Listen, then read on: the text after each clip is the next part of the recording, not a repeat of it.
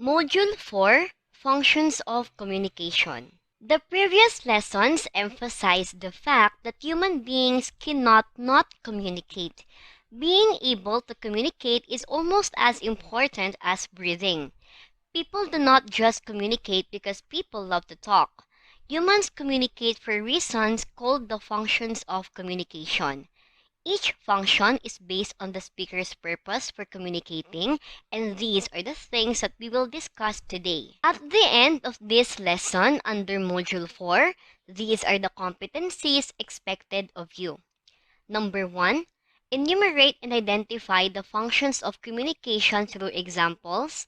Number 2, identify a speaker's purpose in various communication situations. And number 3, evaluate if a communication strategy is effective or not.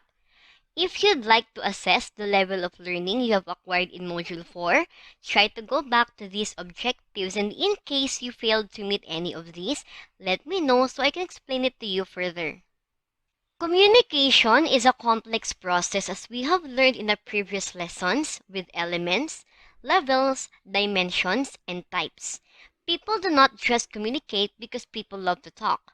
Humans communicate for several reasons, and these are: number 1, regulation and control; number 2, social interaction; number 3, motivation; number 4, information; and number 5, emotional expression. Collectively, these reasons are called functions of communication, and each function is based on the speaker's purpose for communicating. If the speaker's purpose is to control others by managing their behavior, then the speaker is using the function of regulation and control. This can be seen in the example of making an announcement that the community will start segregating their garbage. This function is also demonstrated by the simple act of telling someone to be quiet or encouraging someone to continue discussing the topic. Regulation and control as a function of communication means being able to use language, gestures, and emotions to manage individual or group activities, such as a parent telling a child not to misbehave, or a policeman directing pedestrians not to jaywalk but cross on the pedestrian lane. Regulation and control is also observed when a student asks his or her parents to stop teasing him or her about having a crush in school. He or she also urges his or her siblings not to look for that crush in school. His or her friends or classmates are likewise under strict orders not to talk about that crush at all. Regulation and control is observable if we focus on the verbal and nonverbal cues used by the speaker to achieve his or her purpose. The speaker and the listener, when using verbal cues, should be respectful of each other's culture as well as of their age, gender, social status, and religion. The second function is social interaction, which is the most familiar and the primary reason why people communicate. This is because people do love to talk and love to talk with each other. Conversing with one another gives people involved pleasure while passing the time in an entertaining way. Humans talk for the sole purpose of coming together as a society. Social interaction allows people to be connected with one another. A family becomes close not because they live under the same roof, but because each member interacts with one another. Friends get together to interact and enjoy each other's company. A new acquaintance can become a friend by getting to know that person through more opportunities for interaction. Like regulation and control, social interaction occurs when verbal and nonverbal cues are appropriately applied.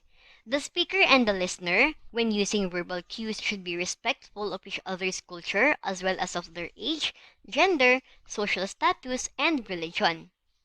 Social interaction uses the most verbal and nonverbal cues with the most adaptation for the simple reason that it occurs every day, nearly 24 hours a day.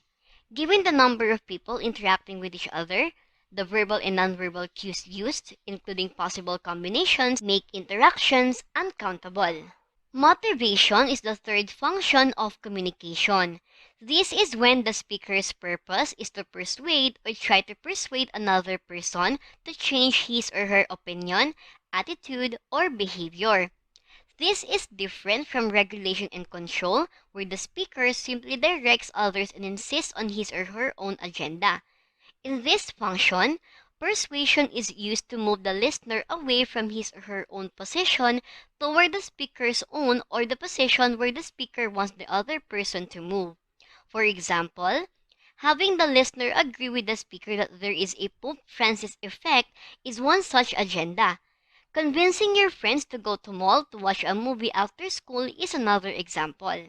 The motivation to talk with the teacher is perhaps to ask him or her for more time to finish a class project.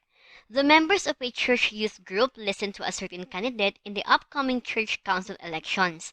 A customer convinces a vendor to sell a bigger sized mango for the same price as the smaller one. The speaker and the listener, when using verbal cues, should be respectful of each other's culture as well as of their age, gender, social status, and religion. The fourth function is the most useful: information. This function is used when the speaker wants to make others aware of certain data, concepts, and processes, knowledge that may be useful to them. This could be something as serious as knowing what COVID-19 is and how to avoid getting it. It could also be something less serious but just as important, such as when and where the school graduation will be held and what the other details are. Whether talking to friends or acquaintances, to convince or to motivate them, what is usually necessary is to provide information. To illustrate, a Filipino scientist provides information to a low-income community on how to light up their homes by using a bottle filled with water and a teaspoon of bleach. The school scientist tells a kindergarten class how to brush one's teeth properly.